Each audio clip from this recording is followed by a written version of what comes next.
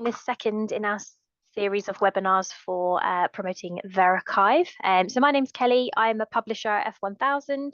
F1000 is the publishing partner for Gates Open Research, which is the publishing platform owned by the Bill and Melinda Gates Foundation already and has been for a number of years. We are now partnered with with the Bill and Melinda Gates Foundation to launch VeriXiv, which will be a preprint server which is connected to the Gates Open Research platform as well. So that's just to explain why I have an F1000 job title, because sometimes people get confused. So yeah, I work for F1000. I have been here for I think 3 or 4 years now, and I've predominantly been working on Open Research Europe, which is the publishing platform that we run for the European Commission, but it operates on exactly the same model as Gates Open Research, so very similar principles, and it still operates on a post-publication model of peer review, so all of this is all still relevant. So today I wanted to talk to you a little bit about demystifying preprints and the benefits of early sharing in research. And this is in line with the Bill and Melinda Gates Foundation new open access policies, which I'll talk a little bit more about later. So firstly, what is a preprint? So a preprint is a version of a research article preceding its peer review process and its formal scholarly publication, its version of record publication. Preprints are more easily accessible to the research community and also to the general public if they know where to find them. And therefore, authors can receive feedback on them earlier, and they can launch discussions about the research that's being presented before it's undergone peer review and ultimately been published in a journal. They're normally published online kind of within 48 hours of being submitted to the preprint server, in comparison with the months or even years it can take in review to review and publish in a journal. So you can see from the graphic that most people submit to the preprint server either a little bit before or at the same time that they submit to their primary journal of choice.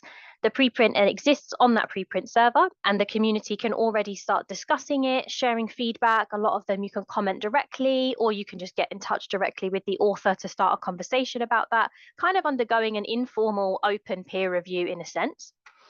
And a lot of these peer review platforms a lot of these preprint platforms also support versioning. So if you do have a conversation with some of your colleagues about the paper that you've posted on the preprint server, you could make some changes to that paper just as you would with a peer review process, upload a new version of that paper to the preprint server, and the kind of informal peer review process continues. All the while, once you've submitted your paper to your first journal of choice, it might undergo an initial round of peer review and get rejected from that journal. You then have to go through a reformatting process, perhaps make some changes based on the peer reviews if you received them, which in a lot of cases you won't, and then resubmit it to another journal, and so on and so forth. And as I mentioned, this process can take months to even years in some cases, and there's a lot of duplicity of work happening here. It could be the same reviewers even that are looking at this paper across the different journals that you're submitting to, or it could be different reviewers in this final journal raising the same concerns that the initial reviewers had when they first looked at it, but that feedback was never shared to you.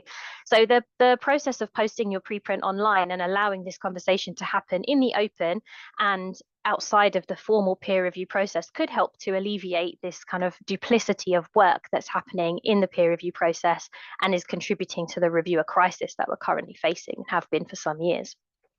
So I also wanted to give a bit of a brief history of preprints. So when did they start? And I was actually kind of a bit shocked myself to learn how long ago people had been sharing preprints. And actually, postal sharing of preprints goes all the way back to the 1940s, predominantly in the physics community, as far as I could tell, but I'm sure it was happening elsewhere as well, perhaps on a more informal basis, where you would actually post your paper that was in preparation out to colleagues for them to use. People might contact you to request it, or to get their feedback on it before submitting to peer review. So it's kind of crazy for me that had been happening since 1940s. In the 1960s, the process was kind of formalized a little bit with the NIH launch of the information exchange groups. So these were groups specifically designed for the circulation of biological preprints. So they lasted about 6 years, and then they were kind of closed down. In the 1980s, we kind of moved to an email system of sharing preprints, which because of the advent of the internet, made this much more easy, both for the preprints to be requested and for them to be shared more quickly. Some of the issues that people faced by sharing the preprints over post, as I'm sure you can imagine, was that people were receiving them sometimes very quickly if they happen to live nearby to you, but people on the other side of the world with just as much knowledge about this subject as you are not going to be receiving that preprint anywhere near as quickly as the people, in the lab next door to you. And if the postal system was anywhere near as unreliable as it is currently, maybe they're not even receiving it at all. So it does put people at a bit of a disadvantage and create a little bit of inequity in the global science space. So the advent of email really improved the sharing of preprints for everyone. Could jump forward to the 1990s, and we have the launch of the first online preprint service. So this is VeriXiv, the Social Sciences Research Network, and research papers in economics, among some others, but those are kind of the key ones that I picked up on. So these first started to exist as online platforms where you could submit your paper and it would be posted within the 48-hour period, and people could actually start searching for it and engaging with that content already. Then we jump forward a little bit again. From the 2000s to to 2020, we can see the use of preprints increasing, and I've got some data on that on the next slide. We have academia.edu, which I know is not strictly a formal preprint server, but it kind of does a similar thing. Same with ResearchGate, as well as more formal preprint servers like bioRxiv and other publishing models that make use of preprints, such as Piaget preprints and F1000 Research ultimately. Some of our partner platforms, or rather a lot of our partner platforms, were also launched during this period on the post-publication model of peer review as well, including Gates Open Research, Wellcome Open Research, and HRB, I believe, the Irish Research Health Board as well. But just to say, a more kind of, not quite a preprint, but still operating on this preprinty model of peer review. And then obviously in 2019, 2020, we had an explosion of preprint usage, particularly within the medical and health sciences and life sciences disciplines because of COVID-19. This hugely accelerated the use of preprinting, because people really wanted to share information they had about COVID-19 as quickly as they possibly could to help the global pandemic effort. But it also came with some caveats. A lot of people raised some concerns about journalists making use of pre-printed information without necessarily understanding that the information had not yet undergone a full and thorough peer review. So this raised, increased usage, but also some concerns around that increased usage and how that content and the research was being assessed before it was being spread to a more wider audience. In recent years, we've also seen a lot of changing funder and journal policy. So historically, some journals wouldn't accept submissions that had already been posted on a preprint server, and funders didn't really acknowledge preprints in their assessment policies. But we've seen that changing for a large number of funders over recent years. So how have preprints actually grown? So on the graph on the left-hand side, I'm sorry, it's a little bit small, but I will send the slides around afterwards. You can see the number of preprints posted to some of the largest preprint servers that kind of exist from the 1990s onwards. So for the Social Sciences Research Network, you can actually see quite a steady growth even from the beginning, really, from 1990. Some of the others take a little bit longer to kick off, and then we see this huge explosion that I mentioned just kind of around 2019, 2020 after the COVID-19 pandemic, or during it rather. But we can see some steady growth, and we see that hasn't really dropped off. The growth has kind of stabilized. It's not continued to grow exponentially, which is probably a good thing, but we haven't really reverted from using preprints, because obviously the data for 2024 is not yet completed. Then on the right-hand side, I separated out this information based on funders. So you can see the green blocks there represent North American funders, the blue blocks represent European funders, and the yellow block there is an Asian funder, a Chinese funder. And this was just to demonstrate the growth in funders recognizing and utilizing these preprint publications and kind of recognizing them as an output of the researchers that they fund. So you can see the huge numbers of preprints that have been posted that are funded or recognized funding from the various different funders on the page there. So why should you benefit? What are some of the benefits of preprinting? So preprinting allows you a proof of productivity. You can increase your visibility as a researcher by sharing your research earlier in the timeline of your project and get credit for that work. It prevents scooping because you can post the research and your preliminary results, at least, or in most cases your final results really, a lot sooner than you would have been able to if you were undergoing a peer review process with a journal. So you're able to stake a priority claim on your research. It also increases the opportunity for collaboration. A lot of peer review processes at journals are completely closed. So even though your work has been assessed by an editor and some volunteer reviewers, you won't know who they are likely, and you therefore don't have the opportunity to collaborate with them in the future. Whereas in a preprint model, if somebody sees your paper and your research on the preprint server and they're interested to engage with you further and continue the discussion, they can reach out to you directly, they can post a comment directly, and you can see who they are, and you can start a conversation with them, and perhaps might be an opportunity there for future collaboration. It also increases transparency and trust in the research process to share the research at an earlier stage. You can see what the paper looked like before it was submitted to the journal, or at the time it was submitted to the journal, and then when it ends up published in that journal sometime later, you can have a look and see the differences. What were the changes that were made during that peer review process? What was the impact of the peer review process on that particular paper? And there's actually been some studies conducted to see that a lot of times the papers posted on the preprint servers are very, very similar to the final result that ends up being published in the journal, suggesting that the quality of the research that's being published on these preprint servers is actually very high. And the level of changes and revisions that are being made is perhaps not as much as we might anticipate.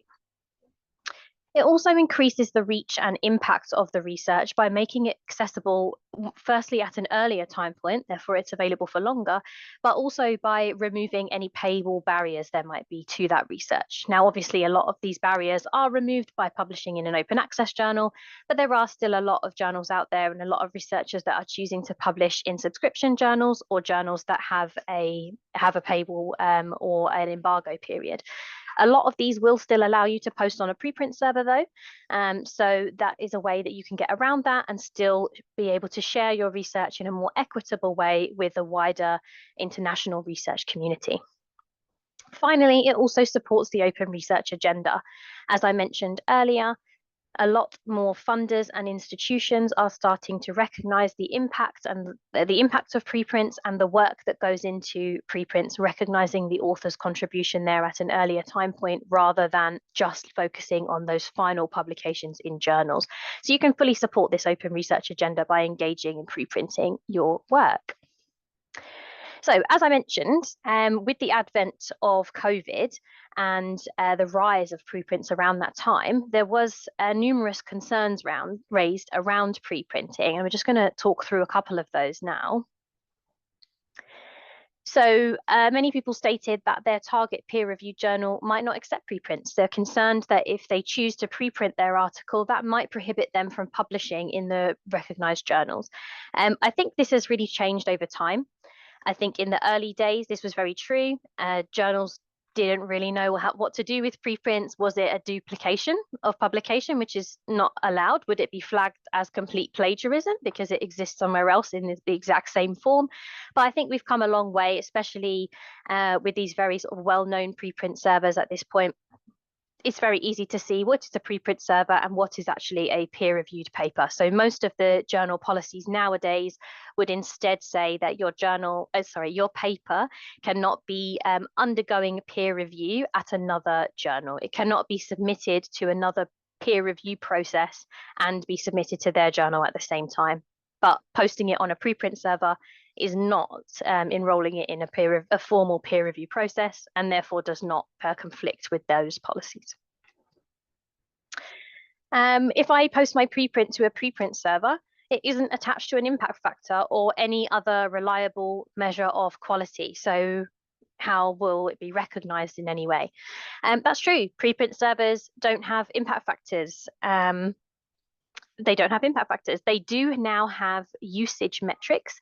So you are still able to see is my preprint being engaged with? Are people reading it? Are they downloading it? Are people commenting on it? Have people contacted me about it? So you can still start to see engagement, but in terms of a reliable measure of quality, there's some argument, discussion there to be had about whether the impact factor is a reliable measure of quality. And I think the answer is no, not really.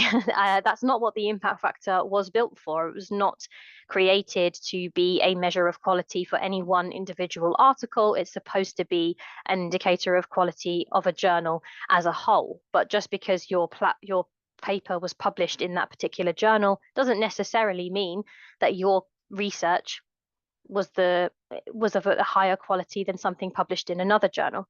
It's also worth bearing in mind that the impact factor actually doesn't measure quality; it measures citations as a indicator of quality, but it's not quite the same thing. It's a proxy, but it's not the same thing. However, to a certain extent, there is some truth behind this. A lot of preprint servers don't conduct very many checks on these papers before they publish them there. That is how they are able to publish the papers in such a short space of time, often only 2 days before sharing the content. But they do all have caveats that state that this is the situation, that this work has not been peer reviewed, and that this is a preprint and it should be considered and quoted as a preprint if you are using it anywhere. And this is mainly aimed at journalists. However, we should always read the paper and make an assessment on whether that paper is of a good enough quality or not on an individual paper basis, and not use venue-based metrics to make a decision about any individual paper. Another comment that we get a lot is my research could be scooped if I post it as a preprint. This is really not true. The preprint actually allows you to stake a claim on that research at an earlier stage in the process. When you publish your research to a preprint server, you will be listed as the author of that content. Most often, the date that the preprint was published on that site will be posted, and you will get a unique identifier for that research. You'll get a DOI for that research, and it can be cited as such. Therefore, if somebody else tries to claim that work as their own at a date later than which you posted your preprint on the site, that's kind of proof for you that it was actually yours first, that you published it and they scooped it. So while it's not going to prevent somebody taking it, trying to make the claim that they have done this first, it does provide evidence for you to say, no, you didn't post this until 2 weeks after I posted it on the preprint server. So you have clear evidence and a date of when that research was published for you, and that can be quite helpful in those claims. A preprint isn't peer reviewed. True. This has been raised as a concern. I don't know that it is a concern. I don't think preprints are really masquerading as peer-reviewed articles. I don't think they're trying to pretend that they have been peer-reviewed. They haven't. Nobody is saying that they have. I think previously there was less understanding about what a preprint is, and therefore maybe people were making a judgment, an assumption that this was the same as an article published in a journal, and it's not. I don't think that's so much so the case anymore, and is definitely decreasing in popularity as a thought. But no, strictly speaking, a preprint isn't peer reviewed. An article does need to be submitted to a venue that does peer review in order for it to receive peer review. However, as I mentioned, a lot of these preprint servers do allow comments, so you could say a level of informal peer review is going on there. People can leave remarks and suggestions for improvements or questions about the methods in the paper or whatever in the comment section on the preprint server as well, which leads me nicely onto my next point. I might get negative public comments. You could get negative public comments about your article, but I would suggest that speaks more to the quality of your research than the preprinting process as a whole. This is a query and a concern that we get a lot on the F1000 platforms because we operate on an open peer review model. A lot of people express hesitation around entering into an open peer review because they're concerned that the peer review comments that they receive that will then be published alongside their article might be really negative. We've actually done a lot of research into authors that have chosen to publish with us and have found that in actual fact, the feedback that authors receive on their papers published through our platforms on an open peer review model, they are much more constructive and helpful peer review comments than what they have received in other more closed peer review practices. If somebody goes onto your paper and starts submitting kind of very negative, critical comments that are completely unfounded, anyone else that looks at that paper and understands that content would be able to see that those comments are unfounded and should be able to get involved if they wanted to as well, and comment back directly and negate what that person has said. Or if they have published criticism on your paper and you have come back and had a discussion with them, oh yes, I agree, like we'll make this change, or actually no, I think you've misunderstood, we did it this way because XYZ. It just opens up that whole scientific discourse to the readership, both for the expert audience and the non-expert audience, to see, okay, this is kind of something that was raised, and this was the discussion that was had, and this was the result of that, and the change that happened in the actual manuscript itself. So while people are often concerned that they would get these highly critical, very negative public comments on your paper, more often than not, that only looks bad for the author of the comment and not the author of the actual paper itself. People can see if the author is being justified in what they're saying, or if they're saying it in a very negative and unnecessarily critical tone. That just reflects poorly on them and doesn't reflect poorly on the author of the paper at all. Science is a work in progress. We're all learning and trying to improve as we go. So I think for the most part, open peer review actually encourages reviewers to be more helpful in the way that they write their reviews and construct them in a more structured way, giving concrete advice to the author about how they could improve this article instead of just bashing it. Finally, my preprints could be used for misinformation. As I said already, there was some concern during the COVID pandemic that journalists in particular might be taking papers from preprint websites and sharing the information contained within them as kind of fact, as truth. I think the world journalists definitely have become more educated on what preprints are since that happened, and most preprint servers, if not all, do contain caveats on each individual paper, if not on the website itself more generally, that these papers have not undergone a full and formal peer review yet, and if they are to be cited in newspapers or news articles, that they should be cited as such and not cited as a kind of peer-reviewed article. So where does VeriXiv fit into that, and what's the background to VeriXiv as a preprint server specifically for Gates-funded researchers? So since 2015, the Bill and Melinda Gates Foundation open access policy has established open publishing as an option for every beneficiary, with open access workflows available at all publishers. Beneficiaries are free to choose which publisher and which venue they would like to publish their work at, as long as it is open access and complies with the policy. But the Bill and Melinda Gates Foundation did work directly with F1000, as I already mentioned, to create Gates Open Research. This was their publish, review, curate model that operates on a post-publication model of peer review. That was launched several years ago, and we're now working with them to launch VeriXiv, as I said.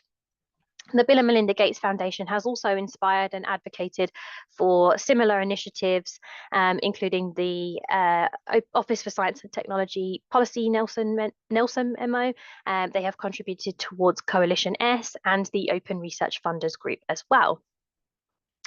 During this period, compliance of open access amongst Gates beneficiaries has risen steadily, but recently has it's reached a plateau. The community are also in agreement that article processing charges that are often charged for publishing in open access journals are inequitable, and the costs associated with them are highly variable. So some venues you can publish your article for a couple of $100, going all the way up to $12,000 per article.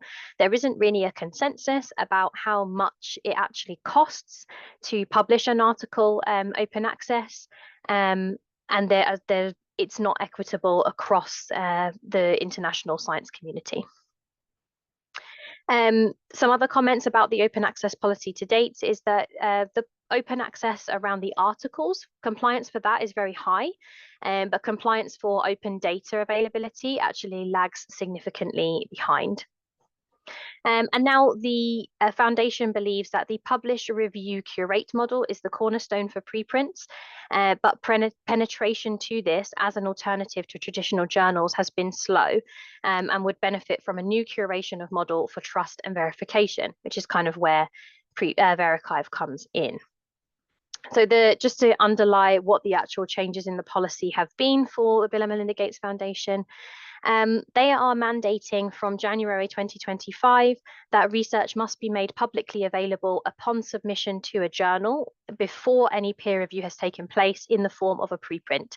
So your research must be posted to a preprint server prior to or at the same time as submission to a journal. You must still ensure that the authors retain their intellectual property rights throughout this, but you do have to post it as preprint. They will also be discontinuing support for article processing charges to try to dismantle the inequities that are caused by this model.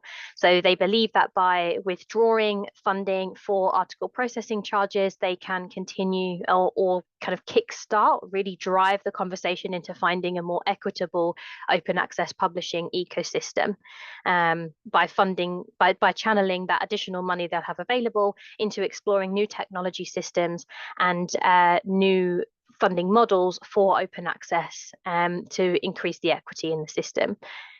Just to be clear, I do not work for the Bill and Melinda Gates Foundation. So if you ask me any questions specifically about the changes to the policy, I won't be able to answer them in the webinar today, but they would have been addressed in the previous webinar we did, which we can share the recording for. And if you do submit those questions, I can pass them on to our contact at the Bill and Melinda Gates Foundation, who will be able to either answer them directly or direct you to resources they have that answer those questions for you. So just please be aware that questions about the policy itself, I won't be able to address in today's webinar. But questions about preprinting in general and about VeriXiv specifically, I will be more than happy to answer. So how does VeriXiv actually work? Now, we did go through this in a lot of detail in our previous webinar, so I won't spend a huge amount of time going through this. You can check there if you want more information. But this slide displays the workflow for preprints submitted to VeriXiv. For those of you that have published via Gates Open Research before or any of the other F1000 platforms, you'll see that this is in fact not very different. It begins with the publication of your preprint on VeriXiv, our preprint server, followed by optional post-publication review, which would also happen on VeriXiv. This would also be open peer review, as is the case with Gates Open Research at the minute. And then if the article passes our peer review threshold, it would then be published in Gates Open Research, which would become a version of record outlet. The intention is for us to add additional journals and publishing platforms as options on the end of this process in the future. But for now, Gates Open Research will be the only version of record venue that you'll be able to publish your research with us if you choose to opt for peer review on VeriXiv. You can also simply deposit your preprint onto VeriXiv, not opt for the peer review, and just leave it there as a preprint as well. Crucially, this gives authors more options at different stages of the process rather than only offering one end-to-end route to publication in a final outlet like Gates Open Research. So in this sense, VeriXiv operates as a publish, review, curate model. So 3 distinct stages that authors have the option to engage with to openly disseminate their research. The publish part has 3 separate parts. Firstly, you submit, there we go. Firstly, you submit your research via our single page submission system with ORCID integration onto VeriXiv. We then conduct a number of comprehensive pre-publication checks on every preprint that's submitted to ensure that ethical research and publishing guidelines have been adhered to. Again, we went into a lot of detail about what those checks were in the last webinar, and I will summarize them briefly in a second. But this is a much higher standard of checks than you could expect on any other preprint server, going some way to eliminate the concerns around the quality of research posted on preprint servers in the first place. Once we've completed those checks and we're happy that your article has passed all of those checks, we publish the article on VeriXiv. It will be a fully typeset version of the article with a DOI. It will be fully citable and shareable in its current state, and ultimately it will have badges to signify that your preprint has passed these checks, and I'll come back to those badges in a little bit. Unlike most preprint servers that only host the PDF of the article and some basic metadata,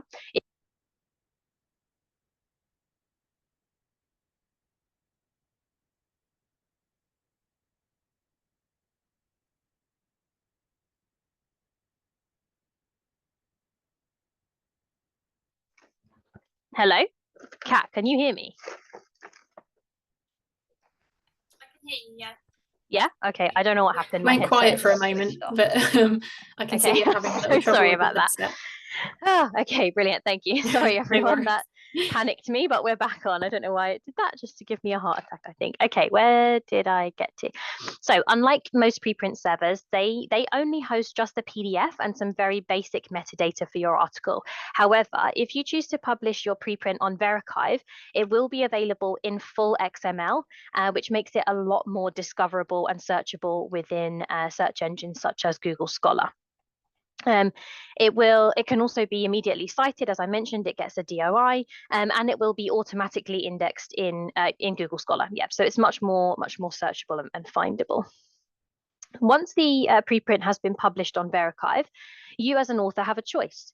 You can leave your unreviewed preprint complete with its verification badges on VeriXiv, and you can take your paper and submit it for review and publication elsewhere in any other journal, just as you would have originally done before Gates Open Research introduced this, before the Bill and Melinda Gates Foundation introduced this mandatory preprint policy. So you can drop it onto VeriXiv and then take your paper and continue on your way as you would have done. Or you can progress to open peer review on VeriXiv with the intention of having your article accepted for final publication on Gates Open Research, which, as I mentioned, will be the first publishing partner of VeriXiv. If you decide to go down this second route involving peer review on VeriXiv and publication in Gates Open Research, then expert reviewers will be selected and invited by our editorial team, and their reviews and names will be published alongside your preprint together with any responses that you submit to those reviews. You can then take those reviews away, revise your article, come back and submit a revised version of your article for re-review on VeriXiv, just as you would have done previously on Gates Open Research. And you continue this process until the publication is approved. So we have a threshold for having passed peer review, which is available on the site. All versions of the paper will be archived, linked, and independently citable on VeriXiv. They're all indexed in Google Scholar as well.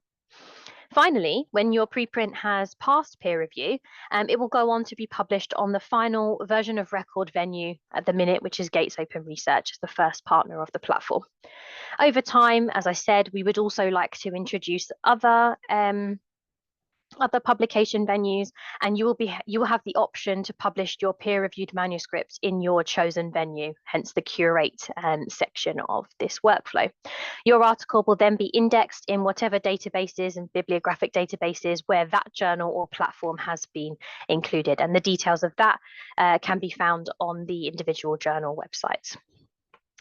So how exactly is VeriXiv different than a standard preprint server in terms of the checks that we perform on the platform?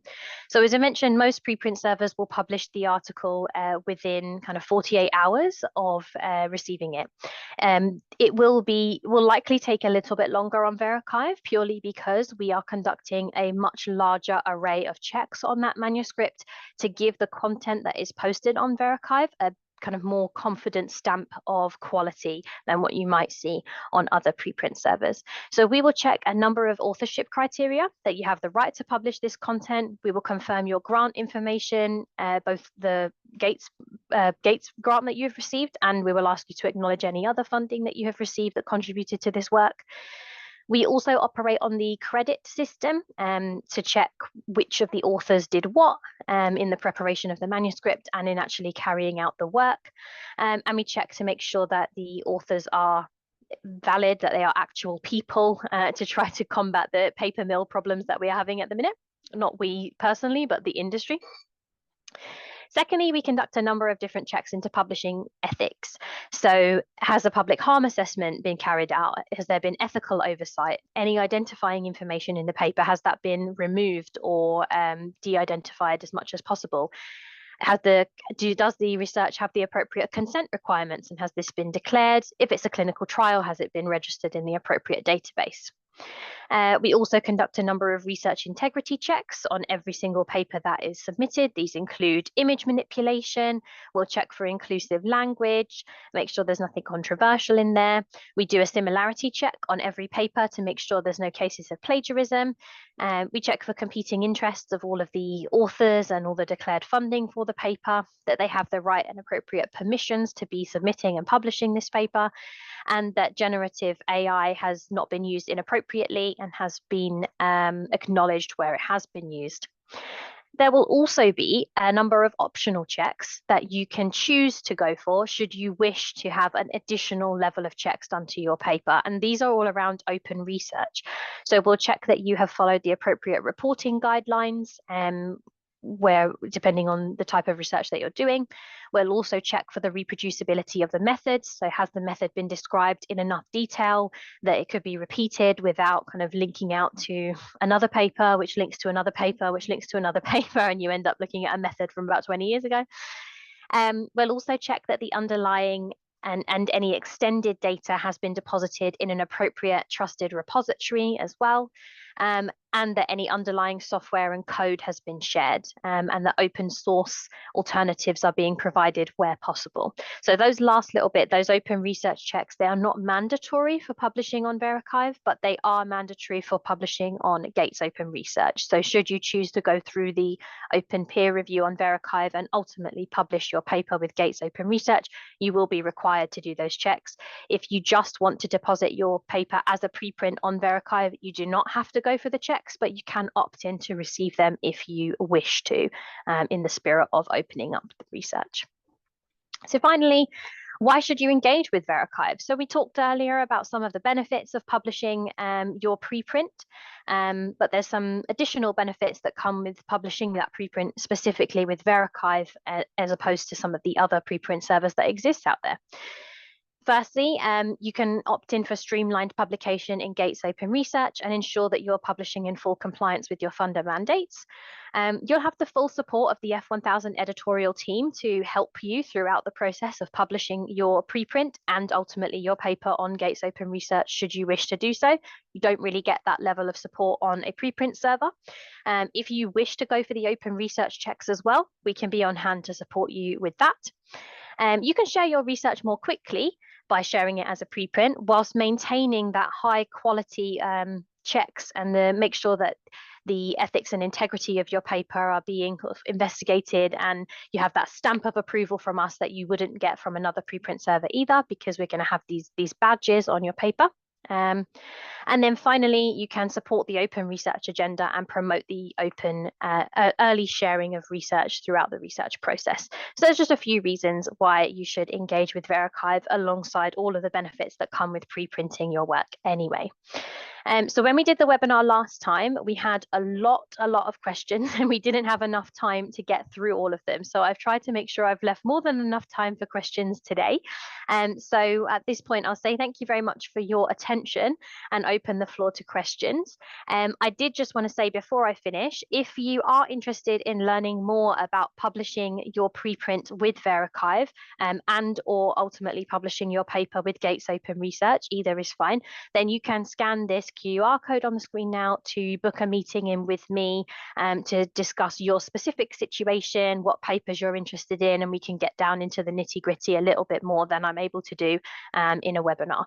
So I will leave the QR code up on screen whilst we hand back over to Kat, I think, to curate the questions a little bit. Let me see if I can find them. You can still see that, right? Yes, you should be able to. It's in the kind of the PowerPoint kind of frame. I think that's fine, as long as we can see the QR code whilst people are still using it. That's fine. And my email address is on there as well, so if you want to email me. Also, if people just want to ask questions, yeah, please use the Q&A area. We don't have anything in there at the moment, so if you ask a question, it's very likely to get answered. Any questions about preprinting or VeriXiv then?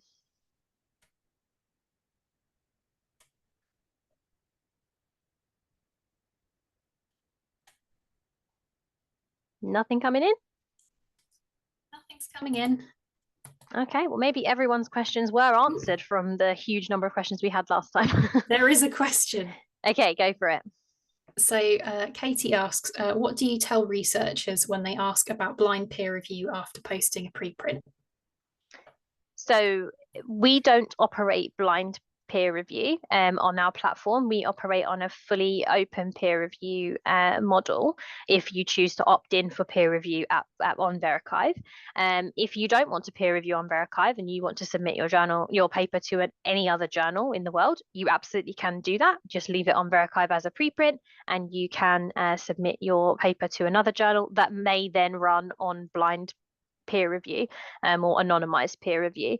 I think there are pros and cons to using either type of peer review. Some of the concerns that people raise about open peer review that we didn't talk about already was, what if my paper is, assessed by somebody who what if I'm an early career researcher and I'm trying to assess a paper of someone who's on a funding panel or a promotion panel at my university, and I have kind of constructive criticism or negative feedback that I want to share about their research that they've published. I don't feel confident enough to publicly say that with my name associated with it, because that could have negative implications for me should I be looking for a promotion or applying for another grant in the future if that person ends up on the panel.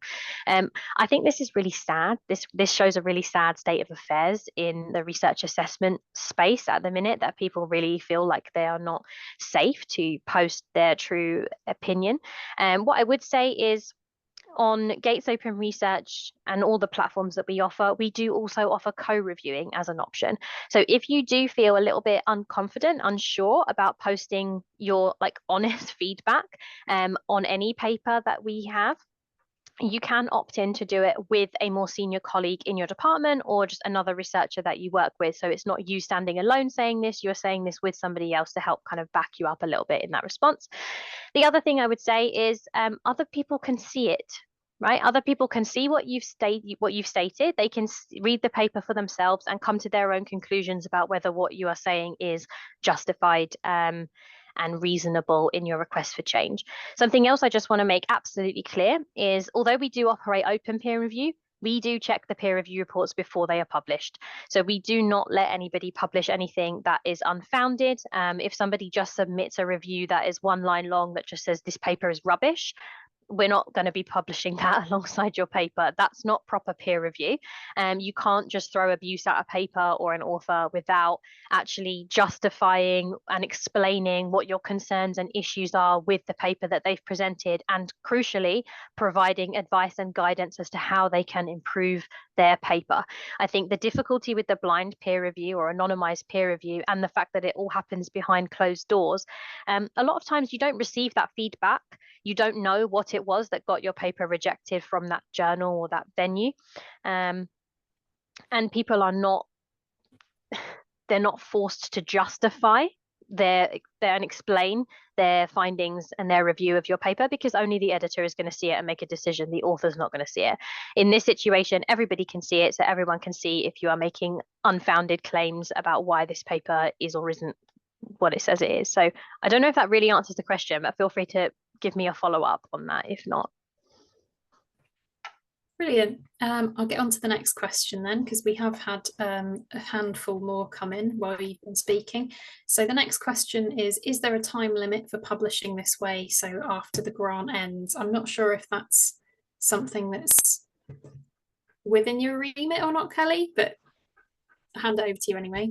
Yeah, I mean, we can confirm in an email follow-up, but my understanding is that if the work is funded, was funded or is funded by the Bill and Melinda Gates Foundation, you can submit to VeriXiv and you can submit and publish on Gates Open Research. I don't believe that there is a time limit associated with that, no.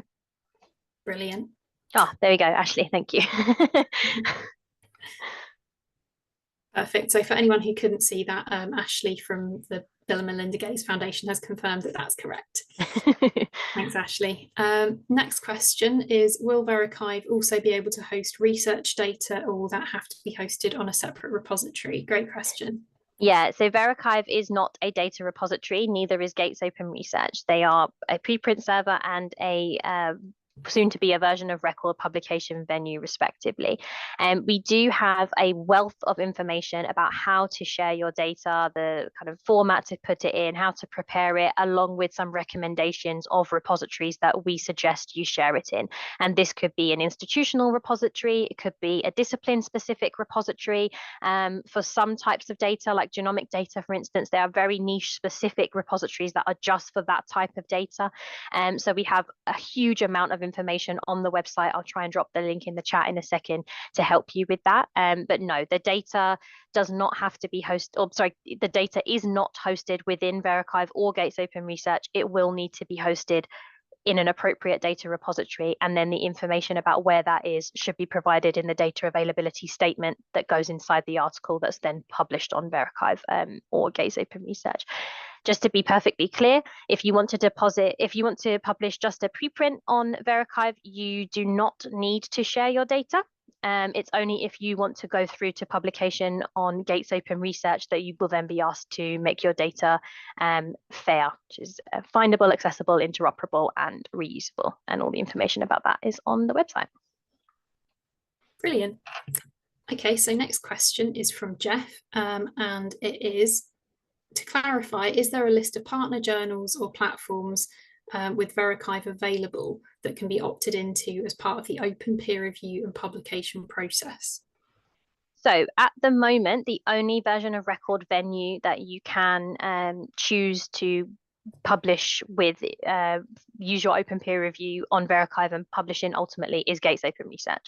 So if you want to go through the full open peer review process, you can, but you will then publish your content into Gates Open Research at the end of it. If you just want to deposit your paper as a preprint on VeriXiv, you can do that, and then you can submit to any journal that accepts papers that have been deposited on preprint servers, which is pretty much all journals, I think, at this point. I think it's very rare for them not to accept that. The idea is that as VeriXiv grows, we hope to be able to add additional partner journals, venues, platforms, whatever you want to call them, as options onto VeriXiv as well. So hopefully in the future, you'll be able to submit your preprint, go through peer review on VeriXiv, and then choose from a wider array of version of record journals at the end of that process. But at the moment, the only one that we can provide to you is Gates Open Research. But if you just deposit the preprint, you can take it wherever you want. Awesome. Okay, our next question is from Laura, and that is, are there any parameters around what's meant by paper? Do you accept only papers formatted as traditional looking journal article types, or maybe other research outputs such as a data paper, an open monograph, or a brief paper with large supplemental data that needs review? So yes, we are quite flexible on what we mean by that. At the minute, the types of article that are available to submit on VeriXiv are the same. I'm so sorry if you can hear a dog barking. It's a very excited dog.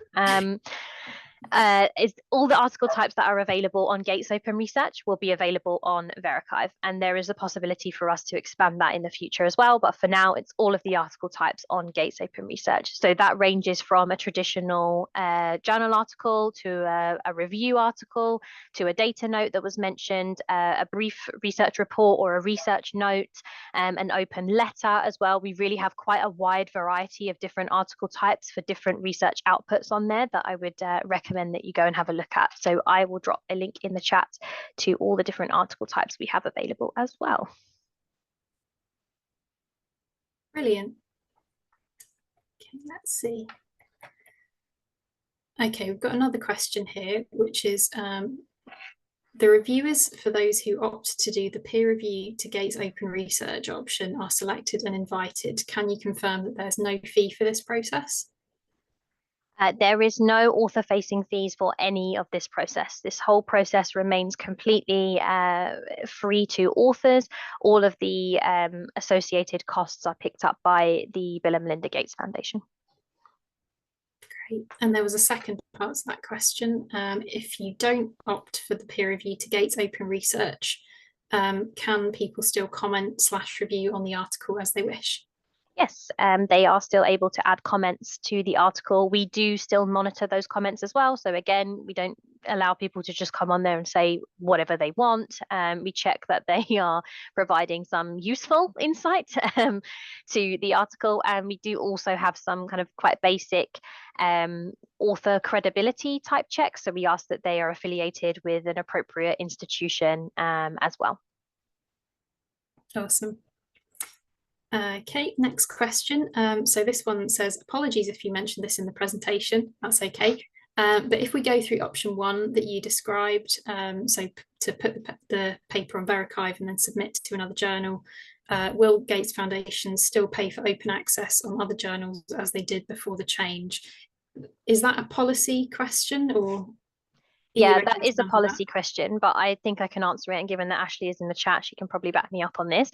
My understanding is that as part of the policy, so from January 2025, article processing charges for any other journal will no longer be covered by the Gates Foundation if the article was submitted after January 2025. For papers that were submitted before January 2025 but haven't yet only go finish that process afterwards, that's fine. Those article processing charges will still be covered because the foundation accepts that this process often takes a long time. But for papers submitted after January 2025, the APCs will no longer be covered by the Gates Foundation. Great, thank you. Another question here, do papers that are published on Gates Open Research appear in PubMed searches? Yes. That's quite a simple question. There's a whole bunch of indexes that Gates Open Research is already included in. I will drop a link in the chat where you can see the others, but yes, PubMed is one of them, Scopus as well. So yeah, papers that ultimately go on to be published in Gates Open Research, once they've passed peer review, the content will appear in PubMed searches. So under the new workflow, everything that moves through peer review on VeriXiv passes and then goes on to Gates Open Research, that will all be indexed in PubMed.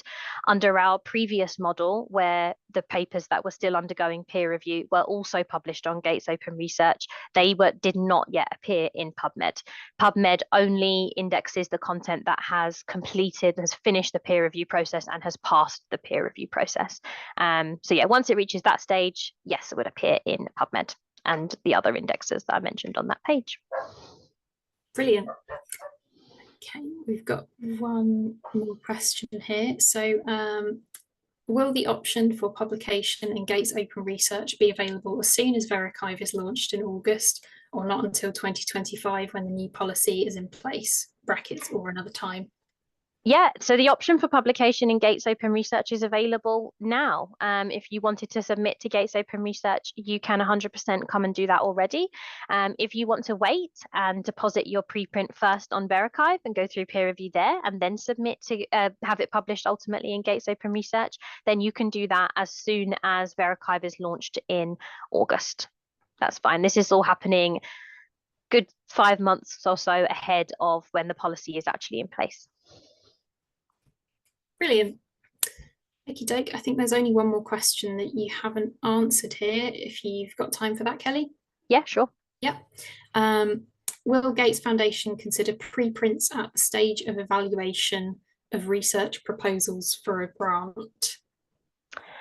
So that is definitely a Gates Foundation question that I cannot answer, but Ashley has said yes. So yes. Wonderful. Thank you, Ashley. Amazing. Well, in a very timely fashion, I think that we have managed to get to all of the questions, which is great. So thank you, everybody, for interacting and for asking your questions. Thank you, Ashley, for being on hand when we were in need. And thank you so much, Kelly, for this presentation and for the Q&A. No worries. Thank you, everyone, for attending. And yeah, as I said, my email address is on the screen. So if you want to take that down and get in touch with me about that, please do. And if you can't be bothered to write my email address down, then you can just scan the QR code and book a meeting in with me directly. But I think we'll share the slides after the session anyway, so you can grab it from there as well. Brilliant. Thanks so much, everyone. Okay. Thanks so much, everyone. Have a good day. Bye-bye.